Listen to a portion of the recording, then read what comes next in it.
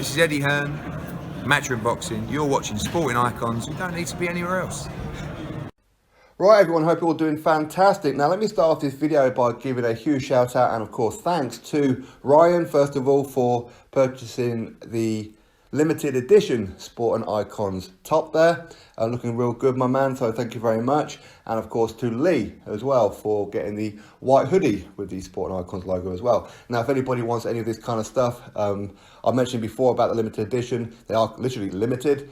So if anybody wants one, in the description box you can find a link, or you can see underneath the video you should see a scroll of some selective items there. Just click on any one and it will take you to the website. So again, thank you very much, and anybody else, please send me your pictures. I'm still waiting on a whole bunch of pictures, so thanks very much. Now into this video, so quite a few people have been talking about who they want Anthony Joshua to fight next, Kubrat Pulev or Oleksandr Usyk. Now as a fact, he has to fight at least one of these two guys, okay? He can't fight anybody else. It has to be either Kubrat Pulev or Oleksandr Usyk. Both of these guys have been mandated to fight Joshua next. Usyk for the WBO, Pulev for the IBF. Now, at the minute, both these guys are saying, we want our title shot next, as in the IBF WBO saying, we want our mandatories fulfilled next. At the minute, they're not really budging, okay? So obviously Joshua can't fight both of them at the same time. That's madness. Again, I know some people say, well, why can't he fight one now and then fight another one in a couple of months' time? Again, yeah, sure, but ultimately, because at the high-end level of the elite, these guys, first of all, need rest time in between camps and, of course, have proper camps. So trying to fit both of these guys in is very, very difficult to do so. Now, which one does he go with? Now, I've spoken about this on a few occasions, but in this one, I'm going to delve a little deeper into it as to what it is that maybe Anthony Joshua should do. Listen, he's going to do whatever he's going to do, okay? But first of all, he's going to have to vacate one of them, one of the belts. So if he fights Pulev, he's going to have to vacate the WBO. Usyk will then go fight Parker for the vacant WBO World Heavyweight title, if we're going by the rankings. Or he could go fight Usyk and then vacate the IBF. Kubrat Pulev will then fight for the vacant IBF World Heavyweight title against, again by the rankings, Adam Kaunaki. Now, the problem with that one is the fact that Kaunaki, he's going to be fighting in March, but the IBF mandatory has to be fulfilled by April, May at the latest. If Kaunaki is going to be fighting in March, he's not going to then go fight in April, is he? Or even May. He isn't going to do that. So there's a very good chance we could end up seeing Kubrat Pulev versus AJBXNG. Now, ordinarily, I know people are saying how Joshua should go fight Usyk because it's a bigger, better fight. And I get it. Honestly, I get it. But the thing is, if you used to look at it, because obviously Joshua, let's just say he defends against one or the other, beats them. Then he's have to try and fight to try and get that vacant title back again. But which one of Usyk and Pulev is more likely to unify against Joshua? Which one? Well, you're going to have to go with Usyk or even Parker. Okay, because both of these guys have shown historically that they are willing to take a risk within their career and they are willing to unify. Usyk and Parker, okay? So both of these guys are more than willing to do it, and they're probably not going to play too much hardball either. But if Kubrat Pulev ends up fighting, whether it be Kaunaki or AJBXNG, regardless of who wins that fight, Joshua isn't going to get to fight the winner of that vacant title. He isn't going to get to do it. And I'll tell you why. Because Pulev and AJBXNG are both with Top Rank. Or I believe that AJBXNG is with Top Rank. I'm pretty sure that he is.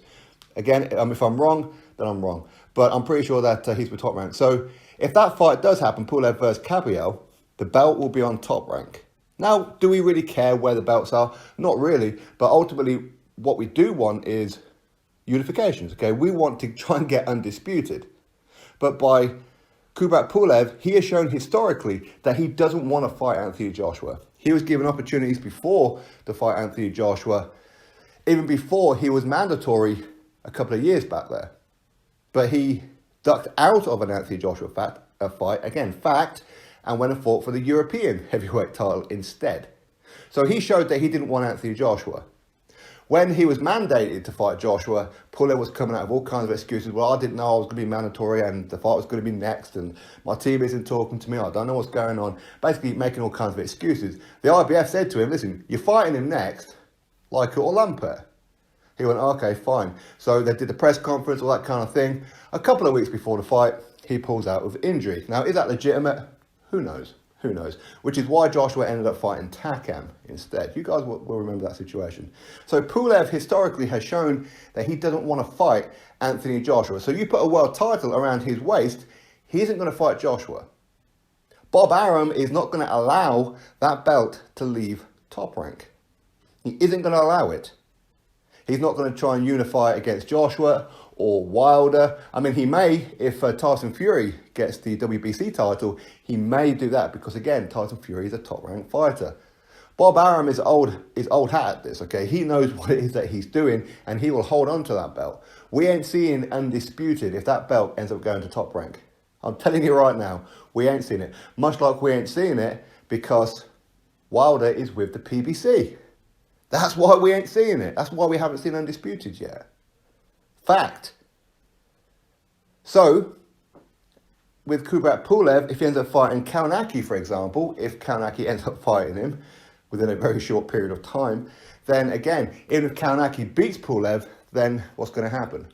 The belt could be over on PBC. Again, we ain't going to see undisputed. We ain't going to see it. Joshua ain't going to get that belt back. Again, let's just mention it before I forget to mention it. Whoever Joshua fights next, there will be no rematch clause. Well, potentially, I mean, Joshua could ask for one, and Pulev or Usyk could say, okay, fine, they could, but it's unlikely. They don't have to agree to a rematch. So if Joshua loses, then he's going to lose all of his belts in one go, isn't he? And he ain't going to get them back for quite some time. Unless, of course, it's against Usyk. Again, Usyk's more likely to give him a rematch. So, right, so let's go back onto Kubrat Pulev again. Now, Pulev, as I said to you before, he ain't likely to unify against Anthony Joshua if he's got a world title. Bob Arum will come along and say, well, 50-50. Joshua is not going to give Kubrat Pulev 50-50. Pulev was a guy who people will put on this pedestal when Hughie Fury's about to fight him. Yeah, that's a great fight. Kubrat Pulev, he's really dangerous, blah, blah, blah. But now Joshua, well, no, you know, he's an old man. He's 38 years old. He's going to be 39 soon. Okay, but that's still 2 years younger than Luis Ortiz, right? Pulev, who has been ranked a top 10 heavyweight for quite some time, only has one defeat in his record way back when against Vladimir Klitschko. Okay, but yet there are some people who have an issue with Joshua fighting Pulev, saying it's an easy fight. But they were perfectly okay with Hughie Fury doing it. They were perfectly okay trying to get Dillian Whyte to fight him. You guys will remember that situation as well. But Joshua's damned if he does, damned if he doesn't. If he fights Usyk and beats Usyk, then people say, yeah, but Usyk was too small, former cruiserweight, again, easy fight, cherry-picked him. He fights Kubrat Pulev, oh, well, he's old. By the way, big up Wilder for beating Ortiz, even though he's 2-3 years older.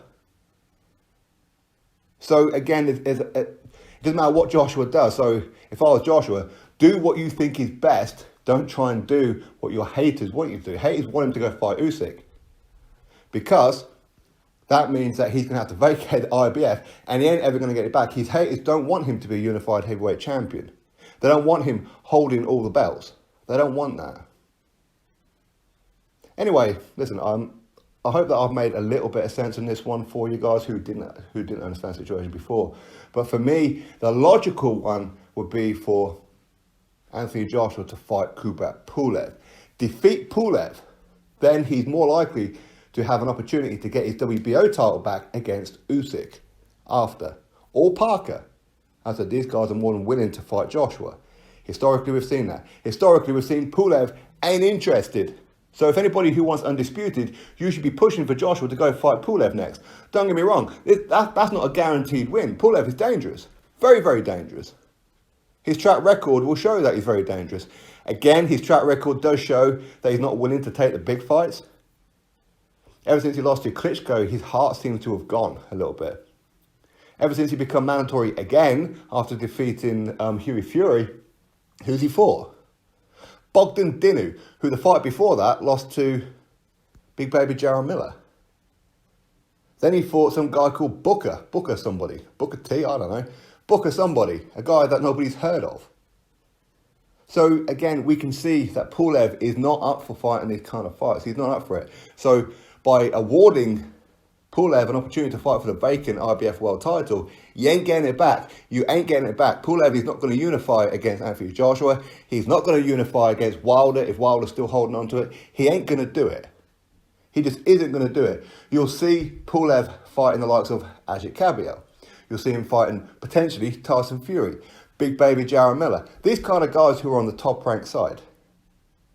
So then we have to be waiting a long time in the hope that Pulev fights Tyson Fury. Because Tyson Fury, he will unify against Anthony Joshua. All we want is to see undisputed. For way too long, we've been waiting now. Wilder just doesn't want to do undisputed. So again, we have to hope that Tyson Fury gets that belt. That's what we have to hope for. Or somebody, anybody, get that belt off Wilder. Because he ain't willing to unify against Anthony Joshua. He just isn't willing to do it. Much like Pulev is not going to be willing to do it. I'm sorry, but he isn't. So anyway, listen, as I said, hopefully I've cleared up some scenarios, some situations. Fact is, if you want undisputed, you don't want that vacant belt being the IBF. You don't want that. Okay? You really don't. Anyway, that's my thoughts on it all. Of course, you drop me yours. Click the thumbs up to this video. Make sure you are subscribed, and I'll catch you all on the next one.